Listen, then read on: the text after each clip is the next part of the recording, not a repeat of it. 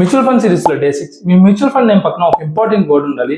ఆ వర్డ్ ఉంటేనే మీరు ఇన్వెస్ట్ చేసిన ఎవ్రీ మంత్ అమౌంట్ అనేది కాంపౌండింగ్ ఎఫెక్ట్ వల్ల లాంగ్ టర్మ్ లో వెల్త్ జనరేట్ అవుతుంది, లేదంటే కాంపౌండింగ్ ఎఫెక్ట్ అనేది ఉండదు. సో ఆ వర్డ్ అనేది చాలా మంది అబ్జర్వ్ చేయరు, ఉందా లేదా అని చెప్పి మ్యూచువల్ ఫండ్ నేమ్ పక్కన. సో దాని గురించి డీటెయిల్ గా ఈ వీడియోలో చూద్దాం. మ్యూచువల్ ఫండ్ లో గ్రోత్ అనే ఆప్షన్ ఉంటుంది. ఎప్పుడైతే మీ మ్యూచువల్ ఫండ్ నేమ్ పక్కన గ్రోత్ అనే వర్డ్ ఉంటుందో, మీరు ఎవ్రీ మంత్ ఇన్వెస్ట్ చేసే అమౌంట్ అనేది మీరు విత్డ్రా చేసే వరకు అది అలా కాంపౌండ్ అవుతూ వెళ్తూ లాంగ్ టర్మ్ లో వెల్త్ జనరేట్ అవుతుంది.